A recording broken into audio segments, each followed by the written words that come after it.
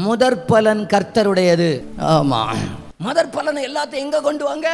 ஆலயத்தில் கொண்டு வந்திருக்கப்பா. இப்ப சொல்லுங்க, என்ன முதற் பலனாக மாற்றினதுனால நான் கர்த்தருக்குரியவனாக மாறிவிட்டேன். ஸ்தோத்திரம். இப்ப எல்லாரும் என்ன கவனிங்க, இந்த ஒரு மைக் இருக்கு பாருங்க. இந்த மைக்கு கடையில இருந்துச்சு பார்த்துக்கிடுங்க. நாங்க போய் இந்த மைக்கை வாங்கினதுனால இந்த மைக் இப்ப கடைக்காரருக்குரியதல்ல, இந்த மைக்கு எனக்கு தான் சொந்தம். இனி இந்த கடைக்காரர் வந்து எப்ப அந்த மைக்கை கொடுன்னு சொன்னா நம்ம கொடுத்துருவோமாக்கும்? வாய்ப்பு இல்ல.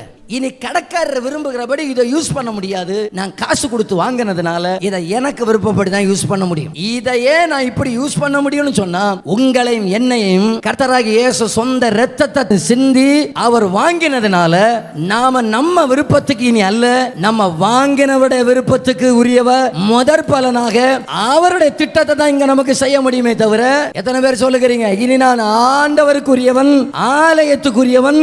நல்ல கவனிச்சுக்கிடுங்க. ஒரு கிறிஸ்தவன் இயேசுவை சொந்த இரட்சகராக ஏற்றுக்கொண்டவருடைய அடையாளமே ஒப்பு கொடுத்தல். ஒப்பு கொடுத்தல், ஒப்பு கொடுத்தல் என்னன்னு நினைக்கிறோம்? ஒப்பு கொடுத்தல் அப்படின்னு சொன்னாலே இனி எனக்கு அங்க ரோல் கிடையாதுன்னு அர்த்தம். என்ன அவரே வாங்கிட்டதுனால, முதற் பலனா வாங்கிட்டதுனால இனி வாழ்வது நான் அல்ல, அவரே எனக்குள்ளே வாழுகிறார்.